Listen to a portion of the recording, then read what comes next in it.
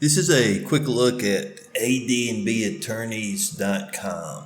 And while there's a lot I could say about the design, I want to keep this video about ranking penalties, fines, lawsuits, and lost revenue that comes from bad code.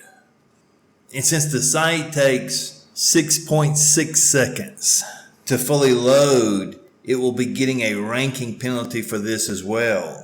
Because when Google studied their ad network, they found if a website takes 3 seconds to load, it will lose 53% of its traffic, more than half its traffic. So this was a problem because they wanted to give their customers good websites to look at. They wanted to make sure they were giving good quality websites to their consumers or to their visitors.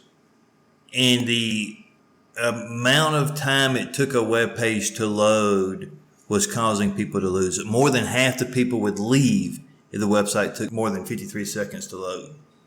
So Google put another ranking penalty. They said if a website takes longer than 2.5 seconds to load, there's going to be a ranking penalty for this as well. And this website has that ranking penalty as well. So the site is losing conversions. It has a ranking penalty. It's not getting spidered as long, as often, or as deep, all because of bad code. And in addition to this, the site isn't ADA compliant. If a website's not ADA compliant, that's the Americans with Disabilities Act, then the fines start at $50,000 per an incident. It can go up to like $150,000 per an incident. And in addition to that, you can get sued. And you can continue to get fined and sued until you either go out of business or fix the problem. And even if the test came back that there weren't ADA compliant problems, because the code is not W3C compliant, it is also not ADA compliant, because one error can prevent the site from working correctly in a device or prevent the search engines from being able to spider the site.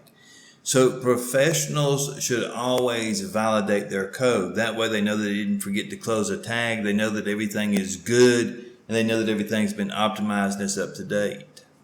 The consequences of bad code go beyond financial losses. It can jeopardize the very livelihood of the business. Attorneys invest good money into websites that suffer from loading issues, aren't ADA compliant, and don't have valid code. Bad code puts the entire law firm at risk. Web developers have to put doing the job correctly over finishing quickly. Otherwise, attorneys that rely on web developers, like the ones that developed this site, could face unforeseen fines and lawsuits.